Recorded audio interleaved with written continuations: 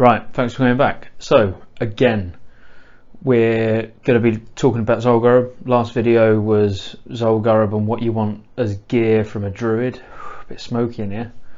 Don't know about beyond, but anyway, a bit smoky in here. So, Zul'Gurub, let's go over some bosses. So I'm going to give a quick 30-second per boss maximum. Quick 30-second guide on each boss, just so you can have it as a bit of something to recall back to. You know, you're just about to pull Hakar, and then you go quick. Oh, what was it? Skip through, listen to it. Before we get into the bosses, make sure you like, subscribe, all that good stuff. Check out the giveaway and keep coming back. Hope you enjoy it. Carry on. See you soon. So for High Priestess Jeklik, very easy fight. Some say to drain her mana. I disagree, so we're going to go with what I would do. So firstly, the boss does an AoE silence, only really has much of an impact on your DPS if you've got a ret.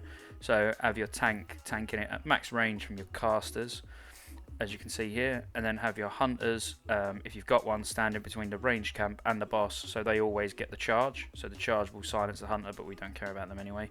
Add spawn, you get lots of bats. Have your ranged AoE sort of DPS and down, that's why they're going to be moving quite a lot, but always ensure the huntard is in the middle.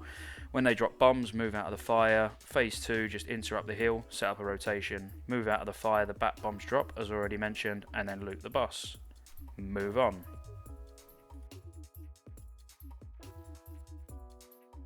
So for High Priest Venoxus, you can have the boss and you can have 4 ads. Have them split up, have 1 tank on the ads, 1 on the boss. You can sheep the 3 ads or hibernate, whatever you've got enough CC for, and just kill 1 at a time. Have Warlocks and Priests draining the boss's mana before the snakes die. All other DPS should be on the snakes. Blow those snakes up. Now the boss should be around 85% health and no mana. DPS can move in safely. Make sure a shaman or priest is purging or dispelling the renew so it doesn't heal. And for phase 2, you can leave all melee out so they haven't got to dodge the cloud, or put them in but make sure they don't die. Kill the boss, loot it, move on. So for High Priestess Marley, it's a 2-phase fight. Firstly and most importantly, if you can dispel poison, so you're a druid or a paladin or whatever, make sure you're getting rid of it, dispel it as a priority. She's got 2 forms. She's got human form, you need to interrupt her life drain, easy. Then she's got spider form. In spider form, she webs everyone in melee, including the tank. So you have 1 tank with your melee tanking the boss, a 2nd tank with your range group. As your 1st tank gets webbed, your 2nd tank intercepts in, grabs the boss, waits for the 1st tank to take it back off, and moves back to the group. Small spider adds spawn as well. They need to be AoE'd. They get bigger as they last longer. It's important that they die quick. That's it. Boss, nuke, get your loot. Lovely stuff. Okay, so next up, Mandakir. Kill the speaker at the bottom of the stairs, have your off tank, grab the raptor, main tank on the boss, zerg the raptor down. Big heals then on the main tank because the boss is going to get pretty angry. Everyone should gather around in a semicircle just outside of melee range so you don't get no whirlwinds, but you also don't get no charges. If you are getting charged, you're too far away. If you are getting whirlwinded, you're too close. If he watches you, stop attacking to avoid dying. If you do attack and you get charged and you die, never mind, you'll get rezzed, but the boss will get even angrier. Next up, blow the boss up. Loot the boss, move along. Next up, High Priest Thekkel. It starts with 3 bosses, they all need to die together. Zaf is a rogue type who gouges the tank. When the tank's gouged, someone needs to stun Zaf. Lorcan is a shaman and he heals. Interrupt him, simple as that. Split your DPS, ensuring you've got enough interrupts on Lorcan and stuns on Zaf. Once they're all about 10%, gather them up on the boss, blow them up. Phase 2 starts, it's Tiger time. Keep your backs against the wall, so any knockback he does don't affect you. Kill the ads, kill the boss, loot the boss, boom. Next up, High Priestess Arlok. Ring the gong to summon the boss.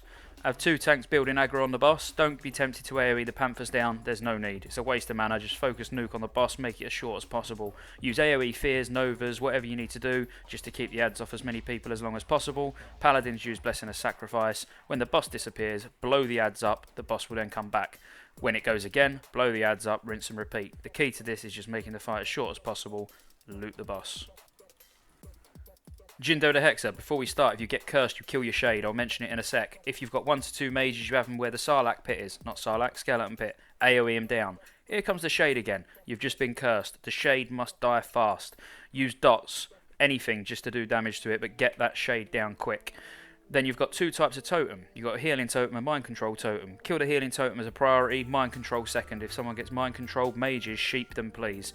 Look, someone's been cursed again. Kill the shade. If somebody hasn't killed their shade, kill their shade as well. That's it. Rinse and repeat. Loot the boss. Easy. Time for the joke boss, Hakar. 2 tanks, fight for threat, because one's going to get mind controlled.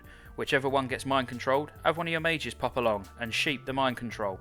When the mind control breaks, have it dispelled by a paladin or a priest.